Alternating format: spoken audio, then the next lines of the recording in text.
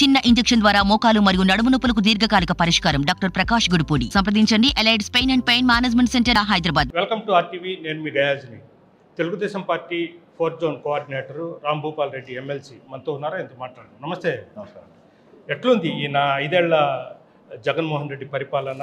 మీరంతా 4th zone మొత్తం తిరుగుతున్నారు. ప్రజల నుంచి ఎలాంటి స్పందన ఉందంట?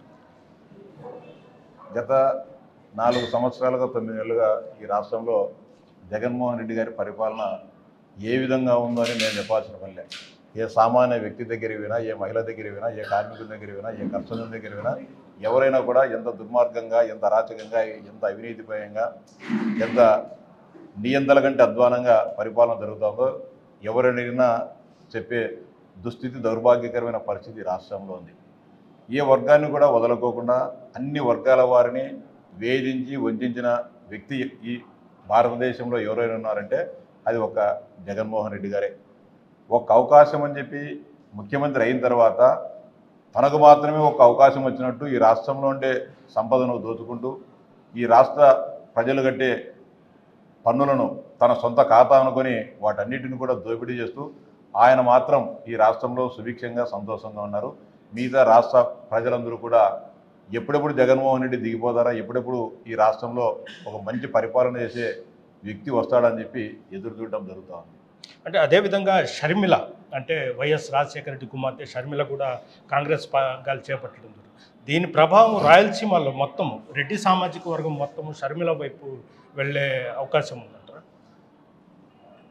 ఒక కుటుంబంలో ఉండే కుటుంబ సభ్యులనే మంచిగా చూడలేని వ్యక్తి ఈ రాష్ట్ర ప్రజలను ఏ విధంగా మంచిగా చూస్తాడో, వాళ్ళ బాగోగులు ఏ విధంగా చూసుకుంటాడో విజయమ్మ గారు, షర్మిల గారిని, అదేవిధంగా సునీత రెడ్డి గారిని చూస్తే అర్థమవుతుంది.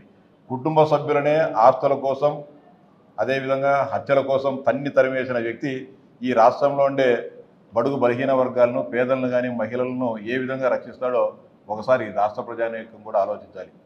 షర్మిల గారు పార్టీ పెట్టారు, కానీ రాయలసీమ ప్రాంతంలో తెలుగుదేశం పార్టీకి కానీ ఇంకోరికి కానీ వచ్చిన నష్టం ఏముండకపోవచ్చు. మా ఓట్ బ్యాంక్ మాకుంది.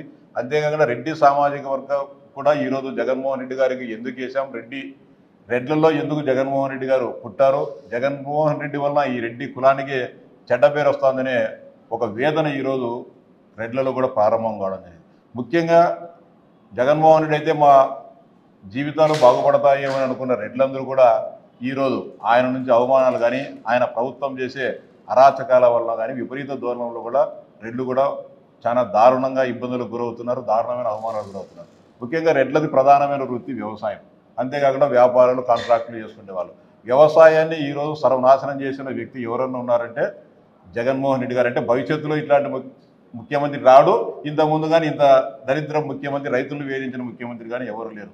ముఖ్యంగా రాయలసీమ ప్రాంతంలో కూడా మెట్ట ప్రాంతాల్లో కానీ, లేకుంటే ఇప్పుడిప్పుడు చంద్రబాబు నాయుడు గారు చేసిన కృషి వలన రాయలసీమలోని అన్ని జిల్లాల్లో ఈరోజు భూగర్భ జల సంపద బ్రహ్మాండంగా పెరిగింది. కృష్ణా జలాలు కానీ, తుంగభద్ర జలాలు కానీ బాగా రావడం జరుగుతుంది. కానీ అక్కడ పండ్ల తోటలు కానీ, లేకుంటే కనుక ఇంకొక రకమైన నీళ్లతో పంటలు పండించుకోవాలనుకుంటే ఈరోజు డ్రిప్పులు ఇచ్చే దారుణమైన పరిస్థితి, ఇచ్చే దుస్థితి కానీ ఈరోజు రాష్ట్రంలో లేదు. 2019 వరకు 90% సబ్సిడీతో డ్రిప్ పరికరాలు వచ్చాయి.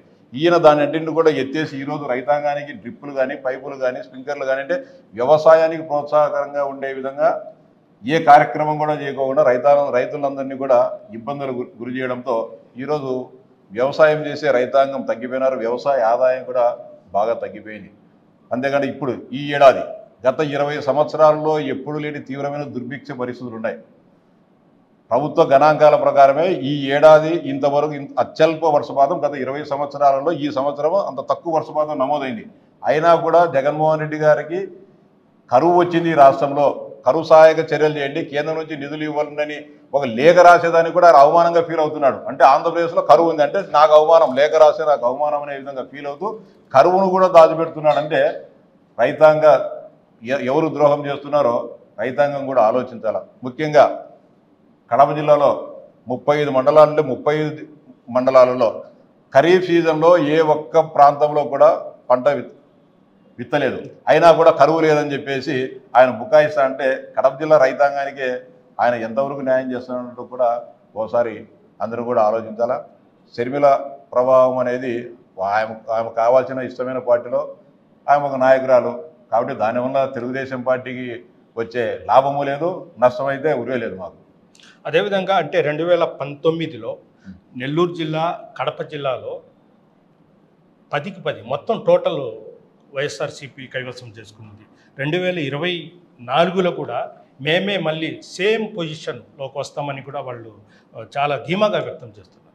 ఏ ఎన్నికలకు ఆ ఎన్నికలు, ఏ ఏడాది 5 సంవత్సరాలకు వచ్చే ఎన్నికల్లో ఆ రోజుండే పరిస్థితులు, ఆ రోజుండే రాజకీయ వాతావరణం, ఆ రోజుండే ప్రజల స్థితి, ప్రజల ఆలోచనలు బట్టి ఫలితాలు ఉంటాయి.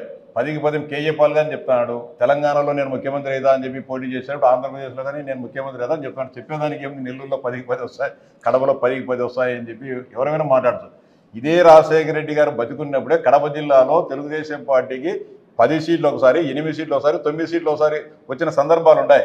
కానీ ఒక్కొక్కసారి వచ్చిన రాజకీయ పరిస్థితుల వలన ఆ విధంగా ఫలితాలు తారుమారు కావచ్చు. కానీ ఖచ్చితంగా కడప జిల్లాలో కానీ నెల్లూరు జిల్లాలో కానీ వైఎస్ఆర్సీపీ కంటే ఎక్కువ సీట్లు తెలుగుదేశం పార్టీ గెలవబోతుంది. ఇది సత్యం. మళ్ళా కావాలంటే రిజల్ట్ వచ్చిన రోజు మళ్ళీ మన ఇద్దరం మాట్లాడుకుందాం. ఇది పరిస్థితి. ఆంధ్రప్రదేశ్లో మళ్ళీ సీఎం చంద్రబాబు నాయుడే. కడప జిల్లా కావచ్చు, అదేవిధంగా నెల్లూరు జిల్లా కావచ్చు, 10కి 10 సీట్లు మళ్ళీ తెలుగుదేశం కైవసం చేసుకుంటున్నట్టు రాంభూపాల్ రెడ్డి చెప్తున్నారు. వీడియో తెలుసు ఆర్టీవీ నెల్లూరు నుంచి. మరిన్ని వీడియోస్ కోసం ఛానల్ ని సబ్స్క్రైబ్ చేయండి. లేటెస్ట్ అప్డేట్స్ కోసం వాట్సాప్ ఛానల్ ని ఫాలో చేయండి. అండ్ లింక్ డిస్క్రిప్షన్ లో ఉంది.